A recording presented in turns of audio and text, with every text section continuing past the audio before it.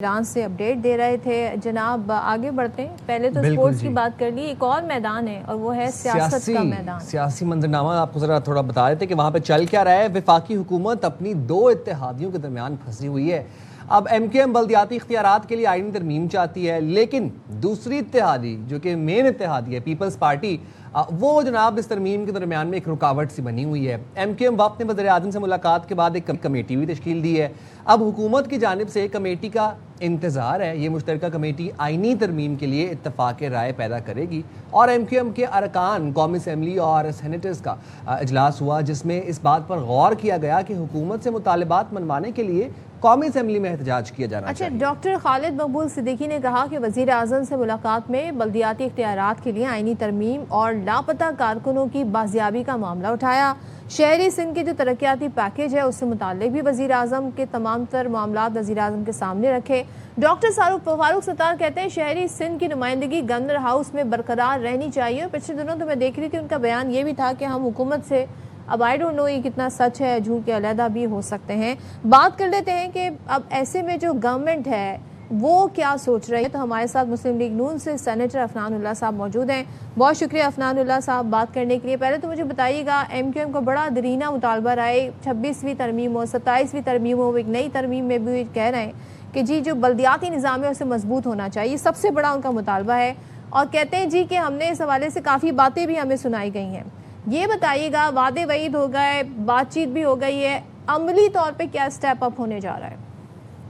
जी बिस्मिल्लाहिर्रहमानिर्रहीम।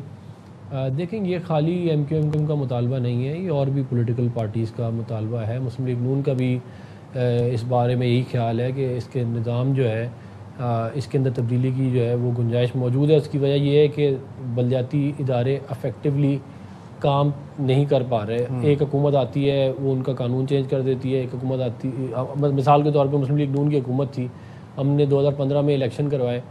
अब वो 2018 में PTI की हुकूमत आई, उन्होंने आके बल्दियाती इदारों को ख़त्म कर दिया, मतलब उनको इनफेक्टिव कर दिया और फिर दोबारा इलेक्शन भी नहीं करवाए। तो और फिर इस तरह भी हुआ है कि कानून को तब्दील करके उस वक्त इलेक्शन कराए जाए जब उनको फेवर हो। तो ये तमाम चीज़ें इनको फिक्स करने का तरीका फिर यही है कि आइन में टेन्योर की प्रोटेक्शन हो, आइन में इनकी फाइनेंशियल जो मामलात हैं उसकी प्रोटेक्शन हो और पावर्स की भी प्रोटेक्शन हो। ये कम से कम इन तीन चीज़ों के ऊपर बिलखुसूस टेन्योर पे अगर कोई तरमीम जो है वो लाई जाएगी तो उसके अंदर मुस्लिम लीग नून की बड़ी कंट्रीब्यूशन होगी। हमारे अपने लोगों की, बहुत सारों की ये डिमांड है। हम देखें ना, हमारा जो सारा हमारे जो सियासी लोग हैं वो चाहते हैं कि लोकल बॉडीज़ जो है उनकी बहाली और वो मुस्तहकम हो। तो उसके ऊपर इंशाल्लाह जो है वो जो भी MQM का भी जो सवाल जो है उसको हम वेलकम करते हैं और इंशाल्लाह इसके ऊपर उनके साथ। सेनेटर अफला साहब, वज़ीर आज़म से जब MQM के वफ़द की मुलाकात हुई तो एक मुश्तरका कमेटी बनाने का फैसला हुआ था। MQM की जानिब से तो कमेटी तश्कील दे दी गई है, हुकूमत कब तक ये कदम उठाएगी? इंशाल्लाह आने वाले चंद दिनों में, हफ्तों में हम ये इसको कहीं ना कहीं एक लॉजिकल एंड की तरफ लेके जाएंगे और हमारी जो कमेटी होगी देखें, इसके ऊपर PMLN के अंदर डेलिब्रेशंस काफ़ी हुई हुई हैं और इसके अंदर माजी में पेपर्स वगैरह भी लिखे गए हैं।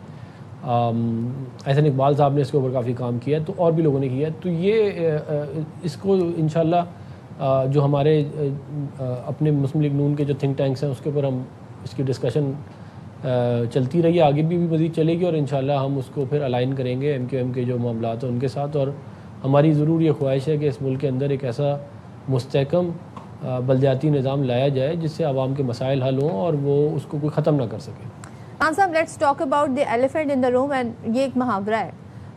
तो पीपल्स पार्टी जो है उसकी बात कर लेते हैं, क्योंकि वो बल्दियाती इदारों को इख्तियारात से मुतालिक जो तरमीम है उसके हक़ में बिल्कुल भी नहीं है और उनके बगैर तरमीम आप कर भी नहीं सकते हैं, चाहे कितनी आप और MQM मिलकर इत्तेफाक राय कर लें। हुकूमत इसका क्या हल निकाल रही है या सिर्फ अब MQM को सिर्फ आसरा ही दिया जाएगा? कोई आपके पास वाकई में सोल्यूशन है इसका? देखिए, ये जो सियासी काम होते हैं, पीपल्स पार्टी की ज़ाहिर अपनी पॉलिसी, अपनी उनकी आइडियोलॉजी, अपनी पार्टी है, लेकिन ये जो सियासी मामलात होते हैं उसके अंदर अक्सर औक़ात इस तरह होता है कि कोई डेडलॉक आ जाता है और कोई मामलात जो है वो चल नहीं रहे होते। तो वो अगर कोई इस तरह का मामला हुआ अगर, तो फिर वो बहुत सारे तरीके होते हैं इनको मामलात को हल करने के लिए और हुकूमत जो है वो इंशाल्लाह पूरी कोशिश करेगी कि वो जो ब्रिज है उसको गैप किया जाए सॉरी जो गैप है उसको ब्रिज किया जाए और मामलात को जो है वो पीपल्स पार्टी को भी ऑन वोट किया जाए इसके ऊपर और एक ऐसा पैकेज डेवलप किया जाए जिसके अंदर तमाम लोगों के स्टेक्स हों। अमला साहब, MQM गवर्नर सिंध का मनसब भी वापस मांग रही है, क्या हुकूमत जल्दी ख्याल नहीं है MQM क्या हुकूमत इस मुतालबे पर गौर कर रही है MQM के, या MQM को साफ जवाब दे दिया गया है कि ये ओहदा अब उनको नहीं मिल सकता? देखिए ये बात ये है कि ये मुस्लिम लीग नून को ये ओहदा जो है 2024 में मिल जाना चाहिए था, मगर ये डिले होके तकरीबन 2 साल, बल्कि 2 साल से भी ज़्यादा, तकरीबन 2 साल, तो वो अब आधा टाइम तो तकरीबन MQM उसमें निकाल चुकी है, अब थोड़ा आधा रह गया टाइम उसके अंदर। अब ज़ाहिर है मुस्लिम लीग नून का मेरा ख्याल है बनता है और वो वहाँ पे देखें हमारी पॉलिटिकल प्रेजेंस है। वहाँ पे 2015 का लोकल बॉडीज़ का इलेक्शन में हम दूसरे नंबर पे आए थे, माजी में हमने बहुत सीटें भी जीती हैं। तो ये तमाम चीज़ें जो हैं वो हमने आगे भी लेके चलनी है, तो उसके लिए हमें वहाँ पे एक गवर्नर हमें मुस्लिम लीग नून का चाहिए और इसलिए मैं नहीं समझता कि इस पॉलिसी के अंदर कोई तब्दीली आएगी। और अफनान साहब, कराची का जो सबसे बड़ा मसला है ना, जो कराची के लोग हैं उनको काम चाहिए, उनको साफ सड़कें चाहिए, सफाई चाहिए, पानी चाहिए, रोड्स चाहिए। अब यहाँ का मसला ये कि MQM आपसे तरक्याती पैकेज मांग रही है, जबकि पीपल्स पार्टी यही पैकेज चाहती है कि वो सिंध हुकूमत को दे दिया जाए। अब मुझे बताइए, क्या वफाकी हुकूमत 2 इत्तेहादियों के दरमियान फंस गई है और ये पैकेज आप लोग किस तरह फिर डिस्ट्रीब्यूट करना चाहेंगे? देखिए बात यह है कि कराची के लिए काम होना चाहिए, सिंध के लिए काम होना चाहिए और उसके कराची के पानी का इशू रिजॉल्व होना चाहिए। कराची के सिक्योरिटी का इशू आज तक नहीं रिजॉल्व हुआ, उसको करना चाहिए। मतलब टारगेट किलिंग ख़त्म हो गई लेकिन मोबाइल स्नैचिंग बहुत ज़्यादा है आज भी। ये अगवा जो है, शॉर्ट टर्म किडनैपिंग, रैंसम के लिए ये बहुत ज़्यादा है। आजकल तो लोगों के क्रिप्टो के अकाउंट जो लोगों को उठा लेते होंगे, क्रिप्टो के अकाउंट्स और मोबाइल फ़ोन लेके उसमें से सारे पैसे निकाल लेते हैं। ये भी चल रहा, कराची में शुरू हुआ है। मतलब कि आपको दोपहर को करेंगे, पकड़ेंगे और with in a few hours आपकी सारी चीज़ें निकाल के आपको छोड़ देंगे। तो ये कराची के अंदर बड़े मसाइल हैं। तरक्याती मामलात बहुत सारे हैं, लेकिन इंशाल्लाह मुस्लिम लीग नून जो है वो इस साल हैदराबाद सक्खर मोटरवे भी बना रही है। वो इंशाल्लाह उसकी तकमील होगी, उसके शुरू हो जाएगा काम, तकमील अगले 2 साल में हो जाएगी उसकी। और नॉर्थ साउथ कनेक्टिविटी के अंदर मेजर जो मसला था उसको हम रिजॉल्व करेंगे। फिर K4 के लिए मंसूबे के लिए भी हुकूमत पैसे दे रही है और भी जो बाकी रिक्वायरमेंट्स हैं कराची शहर को बेहतर करने के लिए हम पूरी करेंगे। अच्छा, बल्दियाती इख्तियारात से मुताल्लिक आईनी तरमीम के लिए वज़ीर-ए-आज़म पीपल्स पार्टी को मनाने के लिए किस हद तक मुतहरिक नज़र आ रहे हैं आपको और किस हद तक कामयाब हो सकते हैं? क्योंकि बिलावल साहब ने तो साफ इनकार कर दिया। ये देखिए वो ये पीपल, देखें बात ये है कि अगर एक ऐसा काम है जिसको सबको फ़ायदा है, जिसका पीपल्स पार्टी को भी फ़ायदा है, अगर ज़ाहिर है मुल्क के अंदर एक बल्दियाती निज़ाम मुस्तहकम होगा, वो पावरफुल होगा, उसकी टेन्योर प्रोटेक्टेड होगी कॉन्स्टिट्यूशन के अंदर, उसके जो पावर्स हैं और उसके जो फाइनेंशियल मामलात हैं वो आईनी प्रोटेक्शन होगी, तो उसको फिर ख़त्म कोई नहीं कर सकेगा।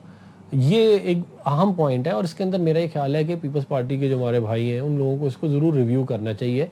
उन्हें सिर्फ सिंध के पॉइंट ऑफ व्यू से इसको मामले को नहीं देखना चाहिए, बल्कि उसको पूरे पाकिस्तान के सामने रख के देखना चाहिए, ताकि ये जो बल्दियाती निज़ाम अगर मुस्तहकम होगा तो अच्छे लोग और अच्छे सियासतदान आएंगे। नर्सरी सियासतदानों की जो है वो लोकल बॉडीज़ होती है, स्टूडेंट यूनियन होती है, ट्रेड यूनियन होती है। तो ये इसलिए बड़ा इंपॉर्टेंट है और मुझे यकीन है कि उनको कन्विंस किया जा सकता है अगर उनसे बात की जाए। अफनान साहब, ज़रा मुझे बता दीजिए, क्योंकि अब MQM हल्का फुल्का एहतजाज करे तो जाहिर है आप कहेंगे खैर है, लेकिन अगर वाक़तन वो सीरियस एहतजाज पर आ गए, जैसे कि वो कह रहे हैं कि कौमी असम्बली में एहतजाज करेंगे, तो क्या हुकूमत उनके मुतालबात पर फिर काम करना शुरू कर देगी? फिर आप लोग क्या बाकायदा अमली तौर पर कुछ करेंगे?